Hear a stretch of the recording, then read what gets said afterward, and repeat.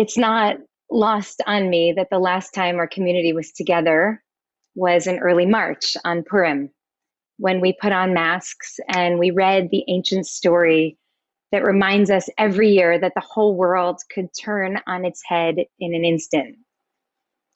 And then in an instant, the whole world turned on its head, and masks suddenly became our most important wardrobe accessory. As we've navigated the haze of cascading crises, from this devastating virus to the ferocious climate fires, from the mainstreaming of white nationalism to our democracy barreling off the cliff, I've realized how deeply I, as your rabbi, just want to lift your spirits during this holy season. What I really want to do is stand by the door and greet every one of you. I want to hug you. I want to look in your eyes, and I want to ask how you're really doing and what these last few months have been like for you. I want to say tonight the words that will help you sleep better, maybe help mend a small corner of your broken hearts, maybe even make you laugh a little bit, definitely give you permission to weep. I want to tell you that you're beautiful and resilient and stronger than you know, that I'm proud of you and that I love you and that I support your quarantine beard 100%. Don't let anyone tell you otherwise. And I also know that we have to use our time judiciously now. On Rosh Hashanah, we called up the ancient Jewish promise of a love-driven reality in which all human beings live in full dignity as images of the divine. We dared to reimagine a world in which the privilege of being human comes with the sacred responsibility to protect and defend those most vulnerable and our precious earth. A world in which we recognize that all of our liberation is tied up in one another. But that vision these days seems more like a distant dream than an imminent reality. So I feel called this year, not only to soothe and comfort, but also to fortify and to prepare you, to help us develop the heart strength, the spiritual muscle that we will need in the days ahead. This year, Yom Kippur 5781, it is clear to me that a call to action is exactly what love looks like. It was in his sermon at Riverside Church in 1967, warning about the moral failures of the war in Vietnam, that Dr. King famously spoke about the fierce urgency of now. There's a dark image from that sermon that has weighed heavily on me these past several months. He says, over the bleached bones and jumbled residue of numerous civilizations are written the pathetic words, too late. In the dark of night, I pray that my children do not one day cast their gaze over the bleached bones and jumbled residue of our civilization. I fervently believe it is not yet too late for us. But I also know that what we do now matters. We are faced tonight with a pointed question. Who are we called to be when we hover so dangerously close to the edge of the abyss? Our Jewish tradition cries out to us. In times of crisis, we do not hide or wait for a miracle. We don't stand on the sidelines and kvetch. We don't turn religion into a drug that will, as Rabbi Leonard Bierman said, only help blunt the conscience rather than awaken it. We do not yield to the belief that outcomes are predetermined. We fight, and we fight on two fronts at once. First, we act with all of our strength, with all of our resources, with all our heart and all of our might. We work to transform our reality. Sheshet yamim tavod vasita kol melachtecha. 6 days a week, you do everything you possibly can to engage this world with love. Serve the community, march, protest, write op-eds, make resistance art, vote, vote, vote, sweat and teach and preach and fight with every nonviolent means you have got. And at the same time, we dream of what comes next, Imagine what might be possible and plant the seeds for that eventual reality now. V'yom hashvi'i, Shabbat l'Adonai Elohecha. The seventh day will be a Sabbath, a day for God. The gift of Shabbat is the permission to temporarily suspend our fight, to rediscover our breath. Shabbat's most sacred purpose, though, is its invitation to us to dream.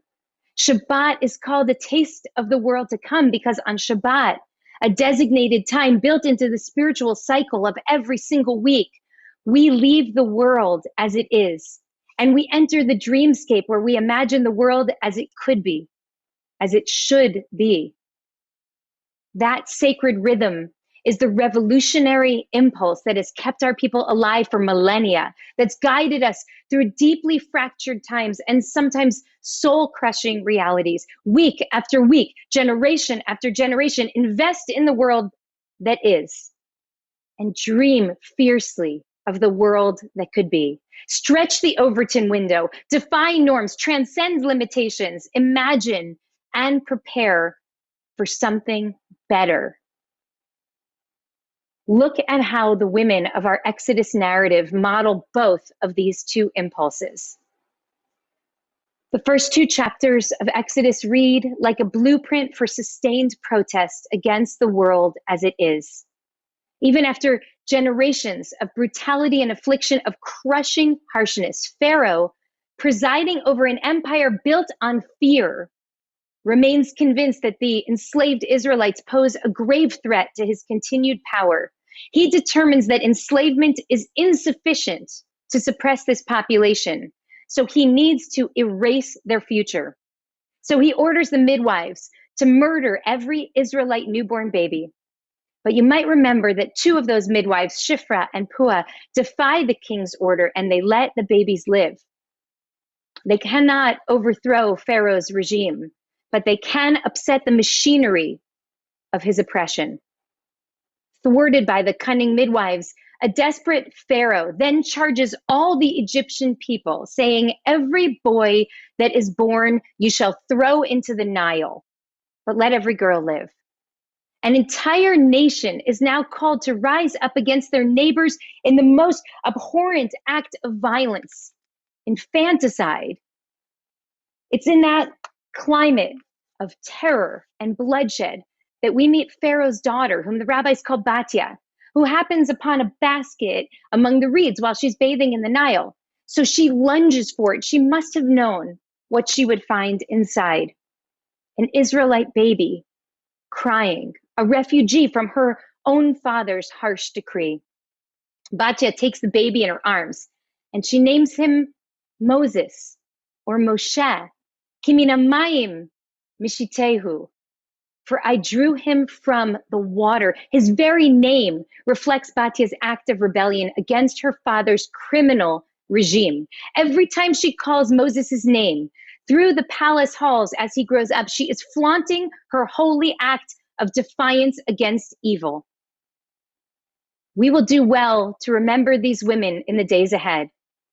And remember that Torah, our source of divine law, is deeply concerned with communicating to us the conditions under which an unjust law must be broken. Honor your moral intuition, this book is screaming. When there's misalignment between what is legal and what is moral, we lift our voices and place our bodies on the side of what is just and what is right. Just as they did then, so must we do now. Dietrich Bonhoeffer, Protestant theologian and outspoken anti-Nazi dissident in Germany in the 1930s, insisted we not simply bandage the wounds of victims beneath the wheels of injustice. We are to drive a spoke through the wheel itself. In other words, we are called not only to disobey an unjust law, but in word and in deed, to break the back of a system that promotes injustice as law. When you live under a regime that is callous to human suffering, you do whatever is in your power to thwart decrees, to smash idols, and to break wheels. Our rebellion is nonviolent because our sacred obligation is to save lives, not to jeopardize them. When entrenched power seeks to deny dignity, it's our responsibility to rise up and affirm the holiness of all of God's children. Like Shifra and Pua and Batya, we are called to do whatever we can to stop the forward motion of an evil empire, protecting first and foremost the lives and the humanity of those among us who are most vulnerable. And there is yet another hero from these early chapters of Exodus, one who models the second form of resistance.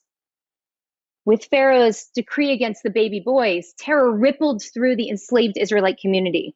According to the Midrash, one man named Amram divorces his wife, Yocheved, in order to ensure that no babies would be born, only to die at the hands of the bloodthirsty regime.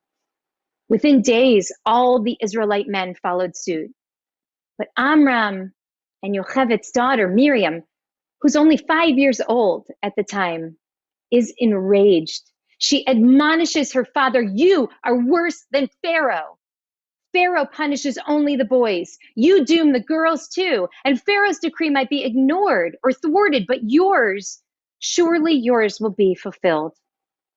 And when Miriam's parents hear this, they know that she's right. The greatest victory they could hand the tyrant would be to stop living, to stop loving. So they remarry, and soon after that, baby Moses is conceived. I want to ask you for a moment to let the full force of this midrash sink in.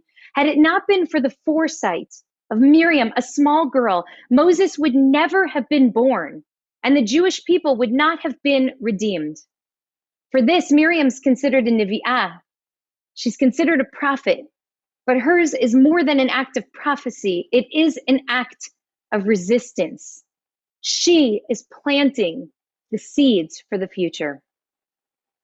I don't know if Justice Ruth Bader Ginsburg knew this midrash, but I imagine that she would have loved it. Of all of Justice Ginsburg's jabots, her neck collars, she's most well known for the one that she wore when delivering dissenting opinions. And she got a lot of wear out of that one because in her 27 years on the court, some of her most defining rulings were not the majority decisions that she wrote, but her dissenting opinions. In an interview with Nina Totenberg in 2000, Ginsburg explained the power of dissent. Listen to this. Dissents speak to a future age. It's not simply to say, my colleagues are wrong, I would do it this way. But the greatest dissents do become court opinions, and gradually over time, their views become the dominant view. So that's the dissenter's hope, that they're writing not for today, but for tomorrow. The dissenter does not think, why fight if you cannot be assured an immediate win? The dissenter thinks, I invest now so that one day my grandchildren will bear the fruit of this labor. The most audacious thing that we can do when the walls are closing in on us is future orient, because casting our gaze to the future from within the depths of darkness is an audacious act of hope and an expression of human agency. Remember what Midrash Tehillim teaches. When is it really dark? Just before dawn. In that hour, God answers the world. Out of the darkness, God brings forth dawn and gives light to the world. Even when we are hungry ourselves, we plant the seeds for the world that we want our grandchildren to inherit tomorrow. Future orienting requires tremendous faith. Faith that the world as it is not the world as it is intended to be.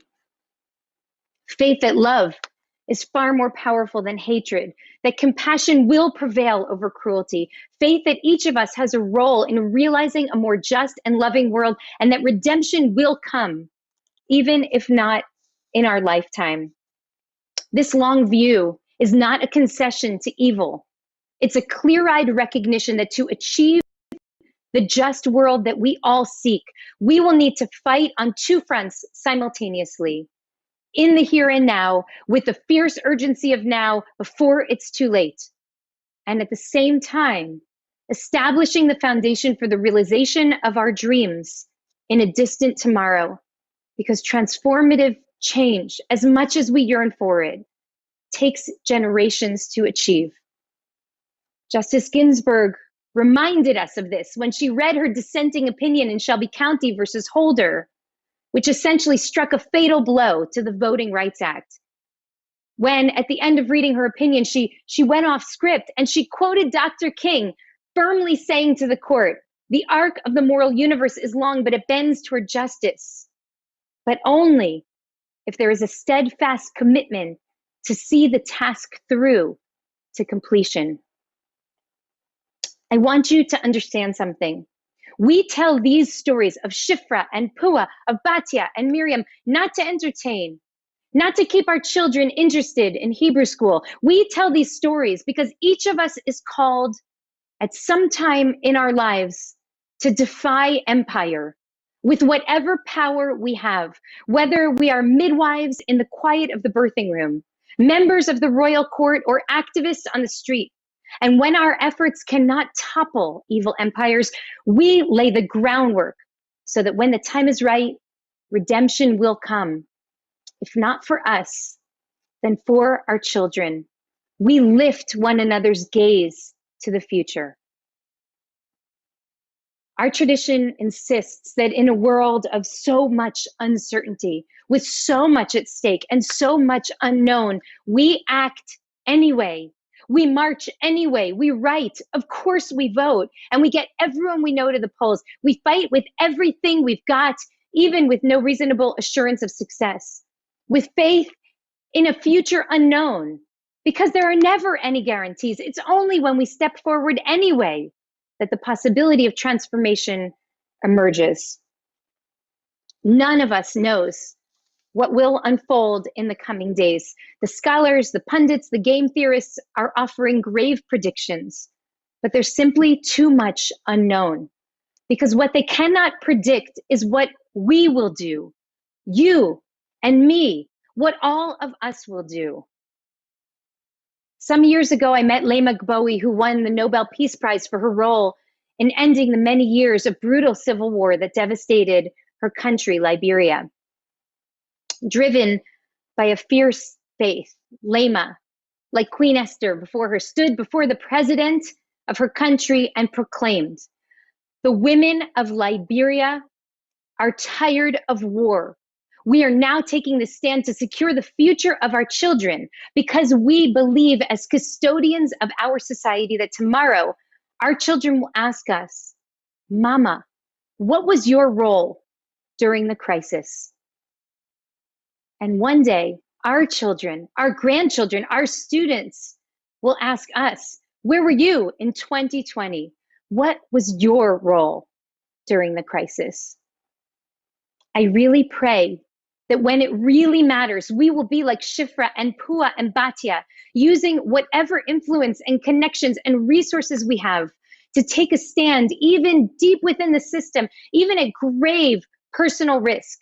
Like that brave nurse who worked in the ICE detention facility in Georgia, who blew the whistle just a couple of weeks ago on the practice of forced hysterectomies of detainees. The women would ask me, she said, 'Is the uterus collector coming today?' I pray that we find courage like hers to stand up and speak the truth when those who seek to do us harm come calling. And I hope that we will be like Miriam, strengthening our spirits when we want to give up, seeing that a world choking on human cruelty still needs love.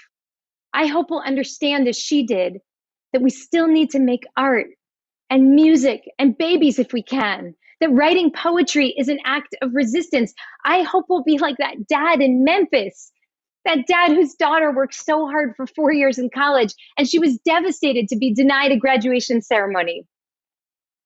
After all those years, you are going to walk across somebody's stage, he said, if I have to build you one myself.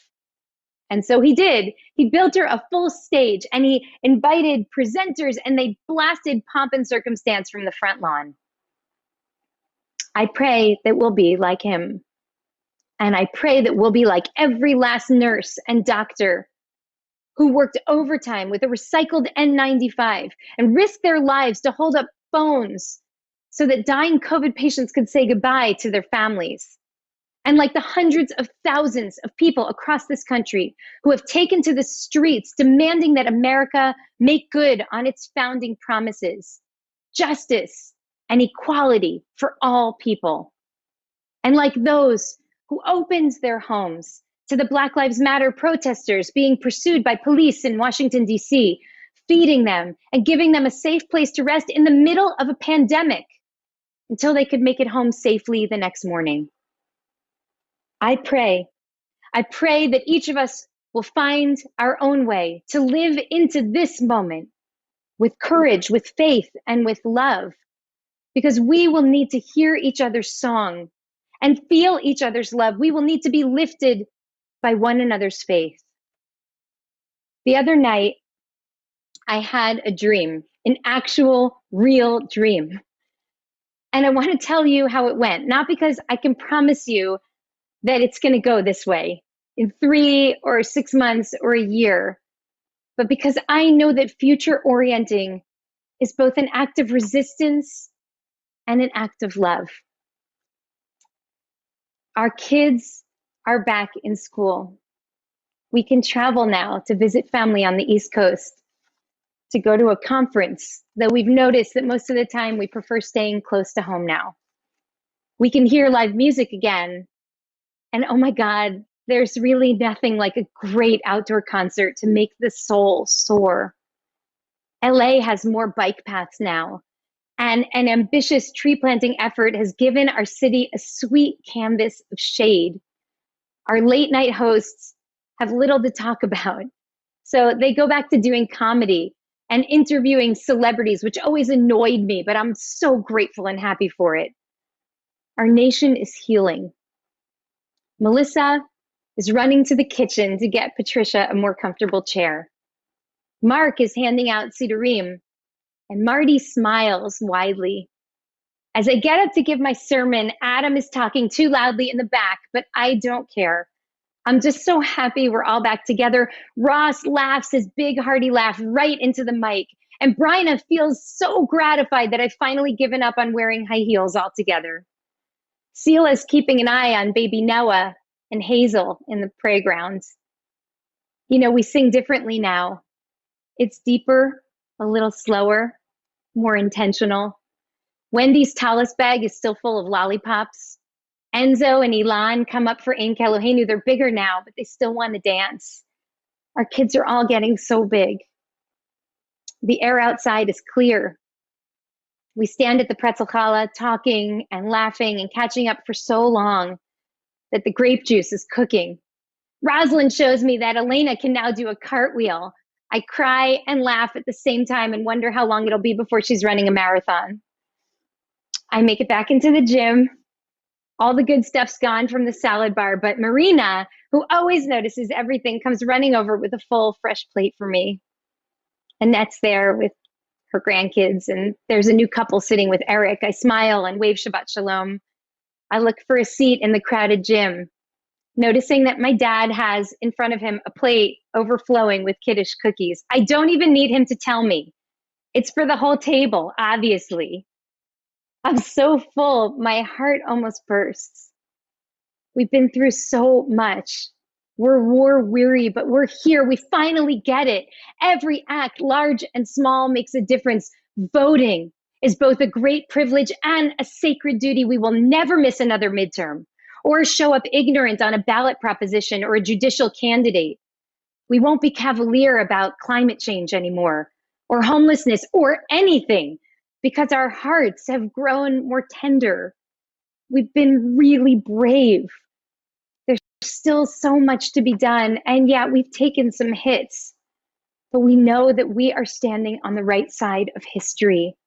And in all of that, we found great blessing. At some point, friends, we will emerge from this, not only from the pandemic, but from the acute, multi-layered crises of our time. We're not there yet. Before us will be battles great and small, This will be a defining moment, not only for our nation, but for every single one of us. We must act with fierce determination in the coming months, even with no reasonable assurance that we will win. And even as we confront these challenges with everything we've got, we have to plant for tomorrow, imagining the long arc, knowing that those seeds will eventually bear fruit. Tonight, I give John Lewis the last word. Ordinary people with extraordinary vision, he said, can redeem the soul of America by getting in what I call good trouble, necessary trouble. Though I may not be here with you, I urge you to answer the highest calling of your heart and stand up for what you truly believe, he wrote. In my life, I've done all I can to demonstrate that the way of peace, the way of love and nonviolence is the more excellent way, and now it is your turn to let freedom ring. When historians pick up their pens to write the story of the 21st century, let them say that it was your generation who laid down the heavy burdens of hate at last, and that peace finally triumphed over violence, aggression, and war. Say to you, walk with the wind, brothers and sisters, and let the spirit of peace and the power of everlasting love be your guide.